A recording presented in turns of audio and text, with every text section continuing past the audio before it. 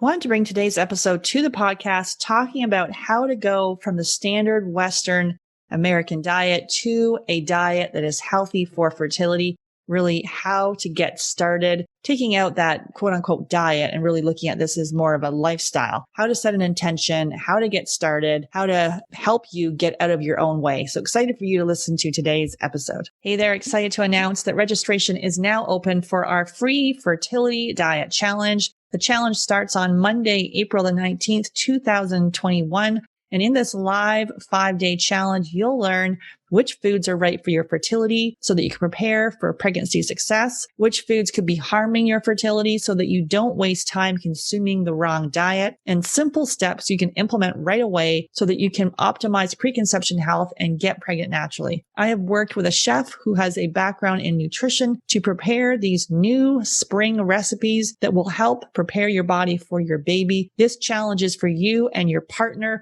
So to join the challenge, you just go to Fertility Diet Freebie, FREEBIE.com. That's Fertility Diet Freebie. Challenge starts April the 19th. It's live. Go to fertilitydietfreebie.com. I regularly speak with 5 to 10 couples per week who are struggling to have their baby. And although we want to help everyone, we only have 4 spots available per month to work with us. I would like to invite you and your partner to a Supercharge Your Fertility Discovery Call. And this call is for you if you meet at least one of these criteria. You've been trying to get pregnant for at least 2 years. You've been through at least one failed IUI or IVF. This calls for action takers. If you're not ready and you wait, the risk is you'll need to wait 2 to 3 months for a spot to open up. If you're seriously considering working with us, go to FabFertile, F-A-B Fertile, and click on Book a Free Call. That's FabFertile, F-A-B Fertile, and click on Book a Free Call. Then you'll be all booked in and ready to spend 30 minutes to give you the action plan to getting pregnant naturally. One theme that keeps coming up with the couples in our FabFertile Couples Coaching Program is sleep. Whether it's insomnia, having a hard time falling asleep, waking up at night, or feeling tired when we wake up, sleep is critical for fertility and hormones. And that's why I'm so excited to have Blue Blocks as our podcast sponsor. So we're exposed to blue and green light from our phones, our tablets, our computers, indoor lights, and more. And this exposure impacts our melatonin production. And melatonin is essential for both female and male fertility. It helps determine the frequency and duration of our cycle and impacts sperm. There's lots of blue light blocking glasses on the market, but the ones from Blue Blocks, they've actually compared other popular brands, and Blue Blocks block 100% of blue and green light while other brands fall short. So I have their sleep glasses. They have red lenses, and the ones I have are a little translucent frame, and they're so stylish and really cool. And so they eliminate 100% of the blue and green light in the 400 nanometer to 550 nanometer range. So this is exact range that has been shown in clinical studies to disrupt melatonin and negatively impact your sleep. So all you do is wear your sleep glasses after sunset until it's time for bed, and you'll notice improved sleep after just one use. And it's also cool to use when you're flying for managing jet lag. So I got to say I was a little skeptical about the noticing improvement after one use, but literally I use these glasses and my sleep is actually already pretty good. I used them for one day, and I have to say after one day, I had the best sleep of my life. I just felt so rested. So these glasses, they ship free and they're tracked for all orders anywhere in the world. And also they have all their frames come in prescription, non-prescription, and reading glasses. Plus you can send in your frames and they'll add the blue light blocking and green light blocking lenses to your frame. So this is an easy hack that you can add to your fertility toolkit. All you do is go to Blue Blocks, BLUBLOX.com. Use the coupon code GetPregnantPodcast at checkout and receive a 15% discount. That's Blue Blocks, BLUBLOX.com, and use the coupon code Get Pregnant Podcast to receive your 15% discount. Hey there. Thanks so much for listening to the Get Pregnant Naturally podcast. And I've got a favor to ask you. If you are enjoying learning about the functional approach to fertility, consider going to iTunes and rating and reviewing the podcast. This is how it helps the show reach more people that are struggling with infertility, knowing that there's another approach that really can get to the bottom of why it's not working in the first place. So all you need to do is, if you're on the app or the desktop, just go in and consider leaving a 5-star rating and leave a review. And there is step-by-step instructions in the show notes showing you exactly how to do that. So if you can just take a few minutes, just take the few minutes right now. You can pause this recording, come back, leave the review. It would really mean the world to me and help others that are on the fertility journey as well. Take care. I didn't need to go to donor eggs. Obviously, I don't regret it. I have beautiful children. I could have done things differently, restored. I was still cycling back in my 20s. I could have looked at my health, the environmental toxins, the stress I was under. Many, many women are being told their eggs are too old. That's often merely an assumption that's not based on actual evidence. The reason being that there is no direct test of egg quality. You can't test egg quality. It's the man who's got a food sensitivity or he has a zinc deficiency. Like there can be a root cause to these symptoms that are, quote unquote, period problems, that the doctor will pass you a pill without any question of why. And some part of you knows that if you can reframe your journey from not want to struggle, or if it is struggle, learn how to embrace the struggle. Learn how to embrace it. Most conditions in the child occur during the 9 months of development. It's the genetic switches are turned on or turned off, and they're pre-programmed. So you are in such a powerful, amazing position to do amazing things for your kids. Why is IVF the first step? Because we believe it should be the last step.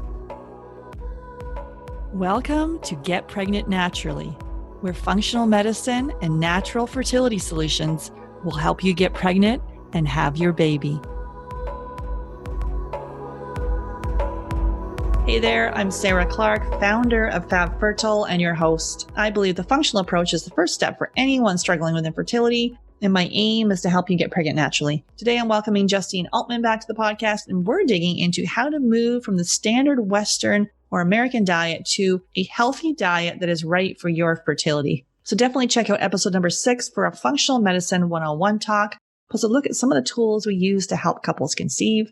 Justine is part of my team here at Fab Fertile. She's an integral part of our couples coaching program, which uses functional lab testing, lifestyle changes to dramatically improve conception. So if you're struggling with infertility, your body is desperately trying to tell you something, focusing on your health will either help you get pregnant naturally, or if you do need to go to the fertility clinic, it will improve your chances of success. Justine is a functional diagnostic nutrition practitioner. She was diagnosed with PCOS and struggled with infertility. She had her first baby with fertility treatments, but after taking a functional approach, was able to conceive her second child naturally. Thanks so much for listening, and I'm so thankful that you're here. Make sure you hit subscribe, and if you know someone else who is on the fertility journey, please share this podcast with them.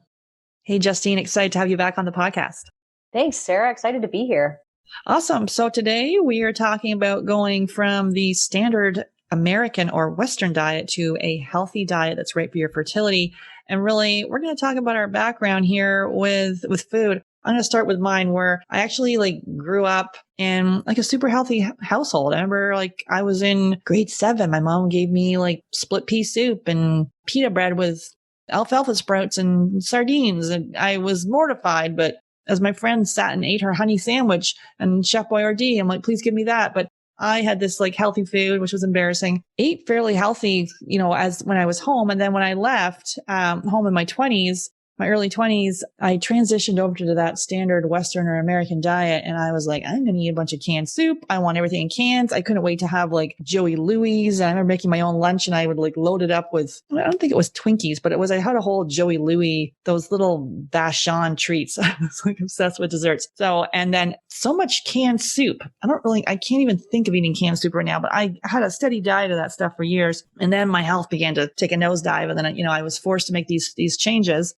For me, when I changed my diet and ended up going gluten and dairy free and then later corn free, at that point I had chronic bladder infections, chronic yeast infections, chronic sinus infections, and, dandruff and seasonal allergies, and my immune system was low. I was catching every cold and flu that went by me. And when I started changing my diet, lo and behold, these things slowly started to go away. And I worked on my gut health. But I grew up in that healthy environment, and my parents now when I left the house, they decided they were going to be vegans. And now I've got my parents are in their, my mom's 75, my dad's 80, still doing the vegan thing 35 years later. That was back in when she started, my mom was not my dad's idea, because my dad's idea of eating food, even to this day, his default is still beans on toast. That is his go-to. He takes a can of brown beans with with bread. Well, she's, my mom's making some healthy, plant-based, foods, but yeah, it's interesting to see their health in comparison to some of their friends and stuff. So, but my mom was the one bringing the string bag to the grocery store. When I went with her years ago, was mortified. I'm like, what is that string bag? And now she was ahead of her time. Yeah. So what about you, Justine? I think your diet sort of was during your childhood was a little bit junky and packaged like so many people. It sure was. But I want to commend your mom for bringing her own bags way back in the day. I remember it being a thing with the cashiers at the grocery store, even like 10 years ago, looking at us like we were insane for having brought our own bags. And now that's the thing. We all do it, right? Yeah. Exactly. Yeah, I grew up on junk, like pure junk all day, every day. Sugary kids cereals for breakfast. I know for a number of years when I was real young, I went to a babysitter's house, and every day she asked me what I wanted for lunch, and every day I told her grilled cheese, and every day that's what I had for lunch was grilled cheese. And from a very young age, right, like Coca-Cola was in my baby bottle. Oh my goodness. So like really not good food. And, so I grew up not only, being fed really crummy foods, but also not knowing what good foods were and what good foods weren't. And so, it was what I thought was making dinner was making a box of Kraft macaroni and cheese or going to pick up McDonald's. Or, I really thought I was whipping up a fancy meal if I was making, spaghetti with a jar of sauce. But come to find out, like none of that stuff was any good for me. And it was all like basically all sugar and carbs. I didn't care for protein, right? It's not as tasty to your sweet tooth. I didn't care for proteins, and I didn't care for vegetables, and no one ever made me eat anything green. So basically my whole palate was nothing but boxed and bagged junk foods. Yeah, it's funny. I had a friend who literally, well, she's still my friend to this day. I met her when I was 8, and she would have the Chef Boyardee and then the honey sandwiches. And then I'd go to her house and it would be like packages of cookies. And I literally always go to her house after school because I'm like, you got the best stuff. Because my house, my mom would be like, I'm like, where's the dessert? She's like, you could have an apple. I'm like, oh, I want a freaking thing of cookies. So yeah, it's interesting what we eventually, hopefully, I don't know, for my case, it was like turning into my mother at one point. I'm like, oh, here I am again. My husband's like, oh, you turned into her. Like, oh God.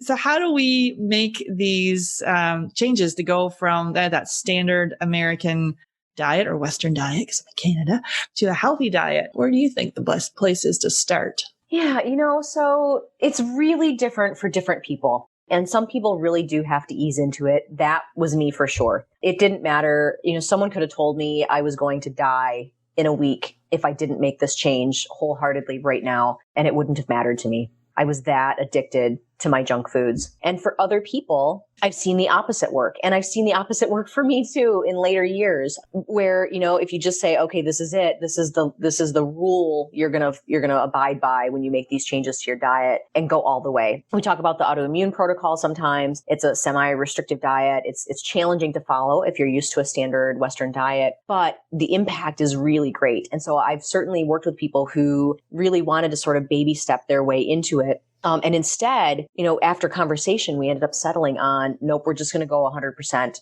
from day one. And that ended up being the most important thing that ever could have happened. And it's because if we ease into it, we start to, it's almost like the commitment level isn't quite the same. Mm-hmm. And like we have a decision to make every time we go to put food in our mouths, right? And it's like, did we have a good day? Are we in a good position to make good decisions and choose this healthy thing, this piece of kale versus this Snickers bar or whatever? When we commit to something like autoimmune protocol or paleo and we decide to do it 100%, it sort of sets this stage where in your mind, you just know that anything that doesn't meet the confines of the diet is just not an option. There's no decision involved. It's just purely not an option. And for some people, that makes it easier. Anyway, the long story the point that I'm trying to get to make is how you ease into it is really different from person to person. But ultimately, the most important thing is let's eliminate the stuff that's causing inflammation for you. So as much as possible, let's minimize the sugar, minimize alcohol, minimize the processed foods, right? So if it came in a box, chances are it's not very good for you. And try to focus on the things that are going to bring us good nutrition. So our veggies and our meats and our healthy fats and our fruits. And as I called it healthy diet, I think it's to have a mindset shift there too of this is not a diet, it's a lifestyle. And it's not about deprivation, you drinking green juice or having, surviving on something that's tasteless and it's going to suck. To me, this is like the best I've ever eaten. I can't believe I was eating that other junk. And I was always kind of craving this, but I didn't know it at the time. It's to have that mindset shift of this is a lifestyle choice and you want to be healthy and have a healthy body for your future child. Yeah. So I remember when I first sort of made the switch and started eating real foods and, people would ask me, well, how's the diet going? And I, not trying to be a jerk about it, would sort of come back with, well, it's not, calling it a diet doesn't really hit the nail on the head. It really is more of a lifestyle. And it's because, focusing your foods on the good, healthy foods means suddenly like you're doing things differently in your household than most of the other households around you. Right. And so if you look at your cart, when you're buying food, off of the paleo plan or the autoimmune protocol or whatever, it's going to look vastly different from most of the other people walking through the grocery store. Their cart's going to be full of boxes and yours is going to be full of fresh produce. And so it really does represent a lifestyle shift because now, you're buying different foods. It looks different. How you grocery shop, place where you source your foods look different. And a lot of times when people go down this road, they start to look for, say, a local farmer where they can get their veggies and sometimes their meats. And sometimes if they're still doing dairy, they get their dairy there, or their eggs or, whatever it may be. And so it really sort of, I guess diet is sort of like, it's like the gateway. That's the gate, if we're talking like drugs being a gateway drug, the food choices is just sort of the gateway to the healthy lifestyle in general. Yeah, it's so true with it took me a while to find one because in the beginning I had an organic box, but it was from a co-op. So I'd get, it was seasonal. So I'd be getting 6 watermelons in 1 week and wax of squash. And now I have it. So it's customized and I get it all year long. And it's an assortment of things I can actually eat, which has been helpful. And then we get our meat delivered as well. And we can add fish in there too. So, and then when I go to the grocery store, instead of whipping around the whole entire grocery store, I just go right to the health food section. I'll do some organic veggies if I need to top up, and then just straight to the organic section and whip around there. And it's interesting when I go outside of that section because I rarely do, unless I wanted, even like paper products now can be better bought in the health food section. So grocery shopping is faster. So it's all in one section because some of these grocery stores, like some here are just massive. I know in the States too, it's kind of, you spend too long. I want to get in there and get out. And now obviously you can get them delivered. Although I did try that recently to have the delivery option, but there was some boo-boos on stuff. And I was like, oh, maybe I can handle it. Then it kept getting boo-boos. And I'm like, okay, well, it's like, maybe I'll just go back to picking my own. Yeah. So it is really important as you start to change things is to set your intention. Obviously you're here right now listening to this podcast. We know you're planning to have your child. So it is, you have a really huge why. And for my why at the time, my why was to get healthy. Actually, I should say that differently. It was, I was allergic to all sorts of antibiotics. I was peeing blood. I was like taking antibiotics for sinus infection, was constantly sick, even though I wouldn't even have classified myself sick at the time. But mine was to stop taking all this stuff so I could get healthy. And although many people coming to us it's like I'm not a sick population. It's a population that want to have their child. There's still a very strong why as to why you're doing this. And this is, to make sure you do this with your partner. And we'll talk about that a little bit later. But setting your intention really keeps you focused because let's face it, as we say, the cultural side of this as to why, people are kind of start questioning you. Like, what are you doing? What are you eating? Oh, that looks horrible. Or that seems, what do you eat? Oh, you must be poor you. Like I've had that. And I'm like, poor you, you're eating that. In the beginning, I was on a soapbox and was telling everybody all the stuff they had to do. And then I started a podcast. But now it's like, okay, if you like what I'm eating, if you're interested, I can share it with you. But, my whole family eats this way. This is how we eat. And people will say, that's interesting. You're all intolerant to gluten. Yeah, most people are. But anyways, it is to be just to do it for yourself. You'll create a ripple effect. I have a group of friends. There's about 8 of us that I met when I was in grade 7. A bunch of them now, we go to a potluck. I think I've talked about this on the podcast before. We'd have a potluck and I'd have to really bring my own food because the potluck, I could only eat my stuff. I could eat no one else's things. And now since the last probably 2 or 3 years, out of the 8, probably more than half are now gluten and dairy free at least. So it's interesting how things are starting to shift. And I'm 50, so my friends are 50 and their health is kind of having some issues and they've been forced to make these changes. So things are starting to just shift a little bit, but it is interesting. People kind of, they're interested, but then they're also maybe scared for themselves that, ooh, I don't know if I want to do that. Yeah, my why was very similar to yours, Sarah. We wanted to have a baby and, have a family. And I struggled with infertility for a lot of years. And I was working with someone, an acupuncturist, and we were getting no progress. And he finally said, listen, Justine, this is the end of the line. There's nothing more I can do to help you unless you get your diet in order. You have to do this. There's nothing else that's going to work if you don't fix your diet, if you don't stop eating all the junk. And so finally I was convinced, and we started to work with someone who taught us to eat real foods. And from the very beginning, the train just kept rolling from there, because it just changed everything for myself and for my husband. So that was definitely my why in the beginning. My why now is in teaching it to people is that I don't want anyone to have to suffer the way that I did. Right. And I, not only was I infertile, but I was just in pain and so much discomfort all day, every day, and so much fatigue. Every day just felt like survival. It didn't feel like living at all. And I don't want anyone to have to go through any of that, the infertility or any of the pain and discomfort. Mm-hmm. If you're listening to this podcast right now, is to stop the excuses and just start. And then also sometimes people, when we start, we do a whole bunch of binging before we get going. We're like, okay, let's go on this restrictive diet. I will now eat a whole pizza and eat a whole cake or down a whole pint of ice cream. That's not necessary, but I guess you could, but then you may regret it later. Anything you wanted to say about that? Yeah, well, so I certainly did it. It was ceremonial for me. So, the day before we decided we were going gluten-free forever for the rest of our lives, and we've never cheated since that day. Oh, shit. I remember inviting my sisters and saying, would you like to join me for lunch at Olive Garden? And I said, but the location is non-negotiable. I am having Olive Garden for the last time. Nowhere else is acceptable. And so we did. But yeah, it's like there's always going to be a reason why today or this week or this month isn't the right time, right? There's always going to be a birthday. There's always going to be a holiday. There's always going to be hardship of some kind, an aging parent, or there's always going to be something going on that basically is an excuse to fall back on and say, well, next month will be better. But ultimately, the best thing you could ever do is just start now, right? And if you have slip-ups, that's okay, right? It's not perfection, right? We're just trying to make every upgrade that we can, right?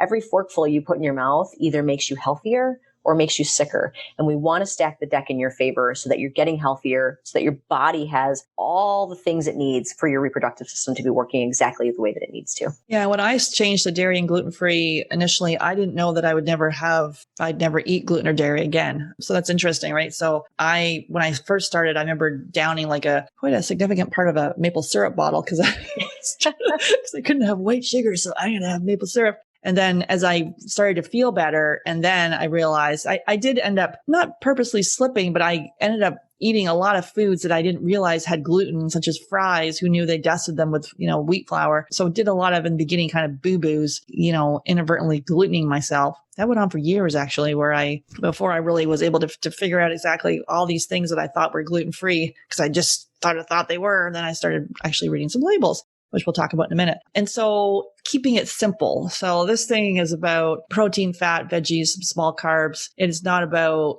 as they say, a green juice or starvation. It's you can look at recipes, and I have meal plans and all that kind of stuff. You can go on Pinterest and Google AIP or elimination diet or gluten or dairy free. There's tons of recipes out there. But this is, as they say, a lifestyle change. Anything you wanted to say about keeping it simple? I know when I got started, there were a lot of vegetables that I refused to eat, right? I thought they were yucky. And, just start with the things you can tolerate, So if that's just like carrots, broccoli, and sweet potato, then just start there, right? And rotate between those and just do your best.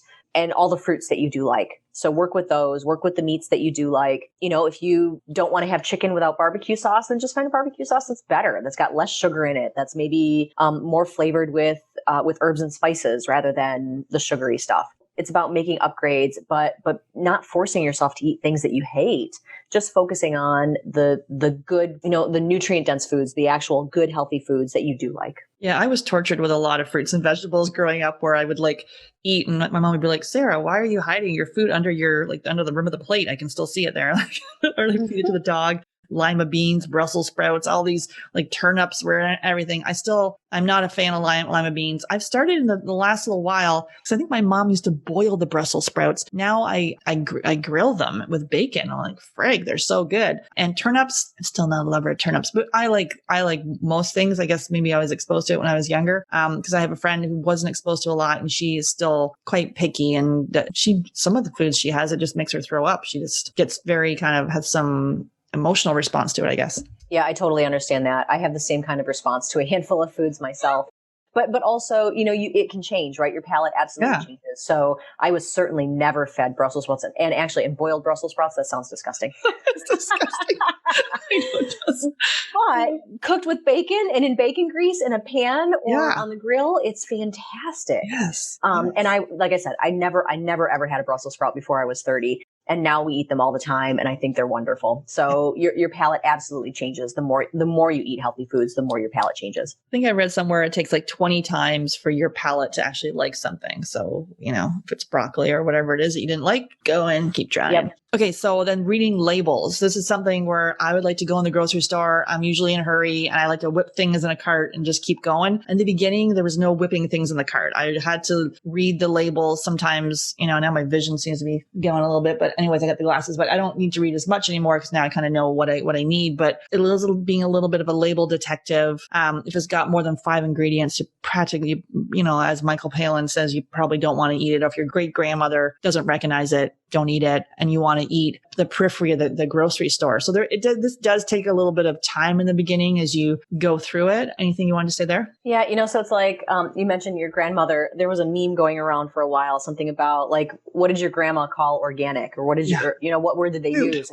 Food, exactly. Yeah. And so that's the food we were meant to eat. And so, yeah, I agree with you, right? We want to be, like I know for the grocery store that we shop at most often, when I walk through the door, it's the wall to my very left is where the fruits and the vegetables are. And that's basically it. And sometimes, we'll pick up meat, but we get a lot of our meat from our farmer. And so that's essentially it. And we have no business in the cereal aisle. We have no business in the chip aisle, right? And so we don't have to spend any time in there because we know that there's nothing for us. And so in general, reading the labels, learning how to read the labels, learning how to recognize, like, do I know what this thing is? Can I identify it? So if you read a word on a label and you can't bring a picture to your mind of what that piece of produce looks like, then it's probably not something you want to be putting in your mouth. And the ideal thing is, though, let's buy foods that don't even have labels. Right? Let's buy apples and oranges and Brussels sprouts and peas and, all the things that don't necessarily have to have a label. But otherwise, it's watch out for the things that are in labels that can be tricky. The food producers,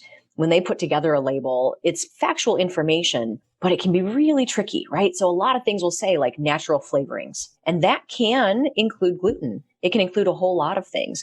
It can also say, so for example, there was a lobby going on a couple of years back to be able to refer to high fructose corn syrup as corn sugar. Yeah. They wanted to be able to change the words so that people saw corn sugar and went, oh, well, that's different than high fructose corn syrup, so it can't be bad. It has to be better than high fructose corn syrup. In reality, it's the exact same thing. They just wanted to change the words so that we're duped into buying it. So ultimately, it's like, look out for be your own detective with the labels. And again, if you can't draw a picture to your mind of what that ingredient looks like when it's growing out of the ground, then it's probably not something we want to eat. And gluten, there's it can come in many different forms. Is there, I guess, looking at the celiac list for gluten, what it's called, or do you refer people to anything? So in general, I tend to just tell people to look for items that are marked gluten-free and that don't include wheat. So in the United States anyway, the packaging has to list the top allergens. And if there's wheat in the product, it must list that. So basically just to watch out for those, and then to usually watch out for anything that says artificial flavorings,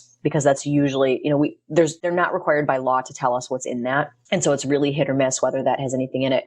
But then otherwise, it's a matter of there are some hygiene products. So this isn't food related, but other sources of gluten, right? So there can be, in your mousse or in your shampoo or conditioner or in your moisturizer or in any of those other kinds of products, there can be gluten in those as well. And we absolutely absorb that into our body through our skin. But on those packaging, again, to be sneaky, they'll use the formal genus and species name of gluten. which I'm not recalling off the top of my head, but there are a few of them related to wheat and related to gluten that have gluten in them, but of course they use those words just to be sneaky. And so if you're unsure, just look up your products, basically, Google them or pull it up, like you said, on the celiac site or whatever your resources are. Because now it's a sales factor if it's gluten-free. So if it's not claiming it's gluten-free, it's not. Okay. And so then keeping the healthy foods available, like keeping fruit and veggies and the meat sticks, the protein snacks, leftovers. I'm a big lover of leftovers. This is ridiculous, but I call it I'm going to make my medley now. My husband's like, what's with you and these medleys? I like a lunch medley where I take all the stuff that I'm usually putting in. Like today I had some leftover pork chop, and then there was like some little kale microgreens and some cherry tomatoes, and just whip that up. So I usually have some sort of medley, but it's like ditching the junk food. I am still wrestling. I'm still wrestling with a small chip, organic chip habit. But because it got so bad that we're like, oh, we used to have chips on the weekends. And then it became like, why do we have chips here Monday till Sunday? Oh, wait, that's all the time. Yeah. Even though you could get down vicious, gluten-free, dairy-free, somewhat, quote unquote, healthy, not healthy, these junk foods. So you got to watch that too. And I'm by no means any kind of perfect specimen on that, but it is to see how you feel when you're having it. And we'll talk about the emotional eating side of it here, but anything you wanted to say about keeping the healthy foods available? Yeah. So again, like this is just setting yourself up for success, right? Yeah. And so, if you are someone who's on the go often, then you need to keep something in your purse, right? So plain and simple, because if you don't, you're going to be stopping somewhere for something that isn't ideal for you. So, keep a healthy snack in your bag. And I usually tell people before they get started, so pick a date to get started. Doesn't have to be today or tomorrow. Pick a date this week. And then before that happens, let's do some pantry and some fridge cleaning out, right? Let's get rid of some of that junk that we know is not good for you. That's going to be staring you in the face, right? So if you find yourself hungry and you want a snack and you go to the pantry and all that's staring you in the face is the junk food, well, that's what you're going to reach for. And so I actually advise to literally box it up and to put it in a closet or put it in the basement or donate it or give it to a friend or family member to hold on to or to have or whatever. Get it out of your sight and replace it with some good healthy snacks. Mm-hmm. And again, we talk about this sort of the theme here. It's not about perfection, not beating yourself up. If you slip up, you start again the next day. And it's not if you slip up that you never start again. It's you start again the next day or you start again the next meal and you just keep going because you'll start feeling amazing. Yeah. And this is kind of with the habit piece of it. It takes an average of 66 days to form a habit. Obviously 21 days is a good start, but the University College of London talks about 66 days. Some of the habits, like if you're drinking water, can be less, but maybe exercise could be longer. Things like this could be a little bit longer. So it is to be patient with yourself, but really make that plan and stick with it. Anything you wanted to say there about habit changes? Oh, just, when you go through changing diet, the first week or two, not fun sometimes. No. And sometimes, not only, it's not just about willpower and being able to stick to it, but sometimes in those first couple of weeks, our body's going through some big changes, right? Some big biochemical changes behind the scenes. And sometimes that means in the short term, we're more tired than we were before, we're more cranky than we were before, or we're more anything than we were before, right? And so sometimes it makes us feel like we're run down, where we feel a little sick or we feel a little whatever, we feel a little under the weather. And that makes it even harder, right? So whatever willpower we had in the first 3 days now is just crushed by the fact that on day 4, we're feeling crummy.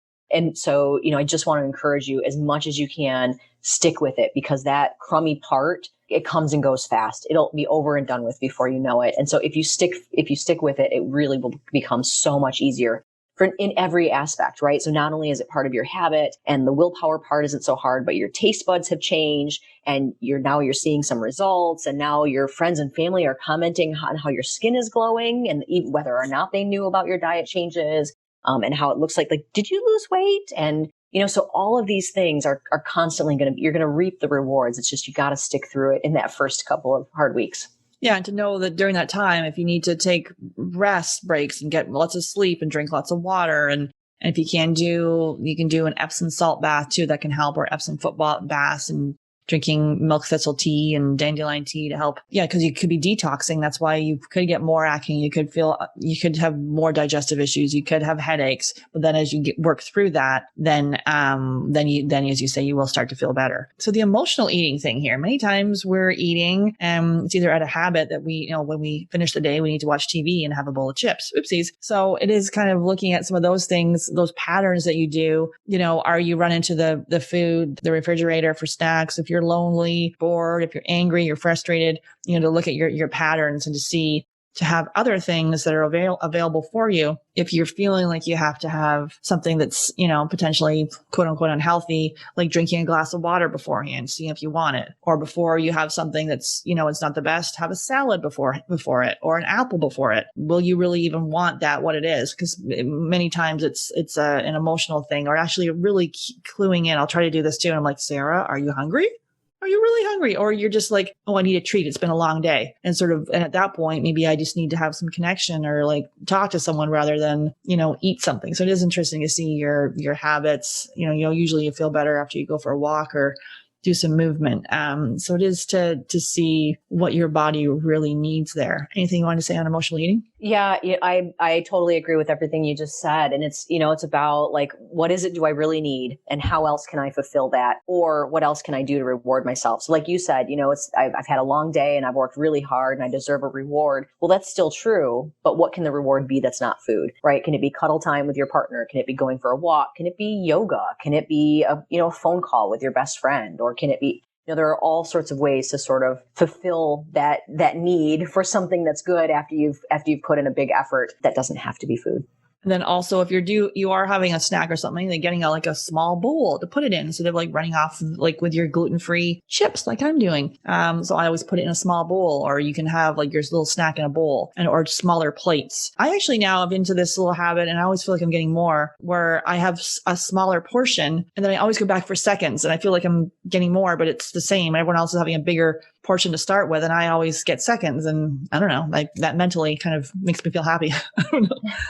Yeah, something, or more satiated, really. The water piece, I think I've talked about this before, where I've been, I used to pee once a day, thought it was a great idea, like chronically dehydrated. Now I'm sitting here with 2 large things of beverages beside me, always have some sort of drink. So making sure you're drinking more water, then, that helps with obviously the detox symptoms as you're making these changes, but also keeping the body moving, and hydrated. Anything you wanted to say about water? Yeah. The other thing is a lot of times it's really hard for people to know the difference between the signals our body gives us for being thirsty versus being hungry. Mm-hmm. And so a lot of times our body will tell us, oh, my belly feels hungry. I feel hungry. I need something to eat now. And in reality, we just needed some water. And if we drink some water, then that feeling will go away and we won't be hungry. We won't have that hungry feeling again until it's actually mealtime. And all of this is because we're preparing our body for a baby, is to do this with your partner. This is not just you doing this. Otherwise, you become this short order cook where you're cooking something for yourself. And if you're the one doing the cooking, then you're cooking something for him. I see a lot of our couples, actually, the male partners, the chef. So maybe he's doing the cooking, cooking something different for each other. So doing this together is key. You keep each other accountable. You're setting yourself up for the solid foundation of healthy eating as you prepare for your child. And so really doing this together, I think is just a wonderful thing to do with your partner. Anything you wanted to say about that? Yeah, there's really a strong sense of camaraderie, right? And so especially if you're starting sort of from square one, like I did with my husband, like we, again, the only food we knew how to make was if you punch the cellophane and press 7 minutes on the microwave. Right. And so we were at 30 years old, we were starting from scratch, learning how to cook food. And so this was really a journey that we went on together.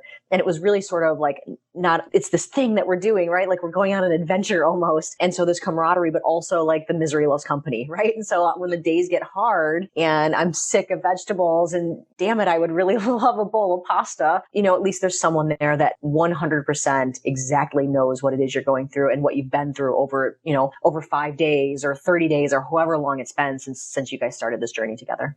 Yeah, it really gets it and understands it. Yeah, because I've been doing this with my husband now. I guess it's like 10 years. I started off like I think I was like 7 months ahead of him, and then he came on board, and then we obviously with our kids and stuff, we changed their diets too. So which was not easy in the beginning, but definitely worth it. So so these changes are simple but not easy, and really having each other as your accountability partner can be great. And I'm going to any final thoughts you have, Justine, on going from SAD, the standard American or Western diet, to healthy for fertility? Yeah, just do it as soon as you can. There's no other one thing that's going to have quite the same impact as changing your diet to a healthy diet. Agree. So I am excited that we have got something to help you get started right away. So our fertility diet challenge is starting on Monday, April the 19th. This is a live 5-day challenge where you'll be learning which foods will prepare your body for pregnancy. And we're going to be doing this together. So the challenge is for you and your partner. You're going to be able to determine which foods are right for fertility. You'll learn which foods could be harming your fertility and help you get clear on the power of food. And also you're going to discover the science behind the fertility diet. So that's the Harvard nurses study, and why it can help improve your chances of having a baby. This challenge is free, but like we talked about right here, we do expect commitment from the participants because that's how you get results. We are going to be doing the challenge, and we'll be having prizes every day for the challenge and some grand prizes. And really each day you'll need to commit to spending at least 30 minutes per day cooking for the challenge. So that would be mostly allotted to cooking. So who is this challenge for? So this challenge is for you if you're trying to conceive, and it's for you and your partner. And if you need motivation, you're not sure where to start, you're feeling overwhelmed. Maybe you've already made some changes. Maybe you're already dairy and gluten free. Maybe you've played around with your diet, but nothing has worked so far. So this challenge will really help you get super clear on how food impacts your body and give you the motivation to move forward. As you know, we work with complex cases such as low AMH, high FSH, diminished ovarian reserve, premature ovarian insufficiency, and more, and help couples either get pregnant naturally, or if they do need to go to the clinic, getting pregnant with their own eggs. That's who the challenge is for. Obviously, if you've got other fertility diagnoses, you're more than welcome to join, but we do focus on complex cases, but definitely it's not based on the diagnosis. You're for sure welcome to join. So what will you eat? I have partnered with a chef, so I'm super excited. You've got all spring themed recipes. So the chef, she's trained at the Culinary Institute of America, and she also has a background in nutrition. So all chef prepared recipes, spring themed and delicious, keep you satiated and awesome. And you're going to learn really how food impacts your body, so you know exactly what to eat to prepare your body for pregnancy. As I said, this is starting live. The challenge starts live on April the 19th, 2021. And we will be doing the challenge live inside my Facebook group. So to join the challenge, you just go to Fertility Diet Freebie, FREEBIE.com. That's Fertility Diet Freebie. Challenge starts April the 19th. It's live.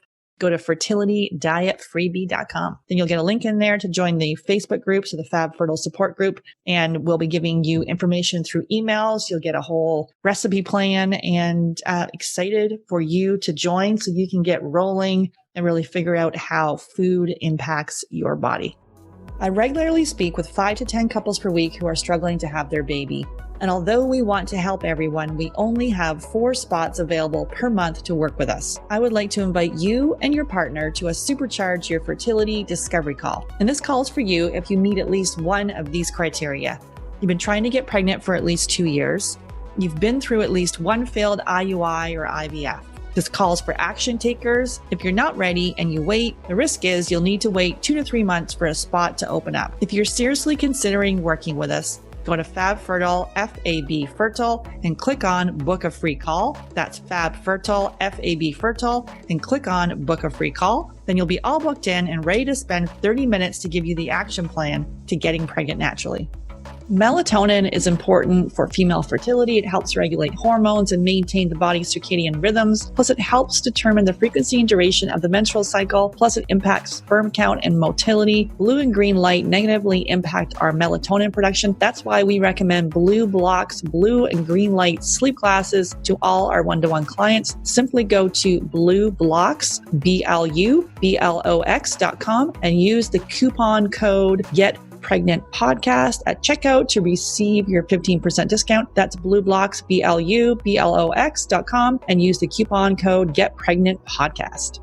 The Get Pregnant Naturally podcast, including show notes and links, provides information with respect to healthy living, nutrition, lab testing, and is intended for informational purposes only. The information provided is not a substitute for medical advice, diagnosis, or treatment, nor is it to be construed as such.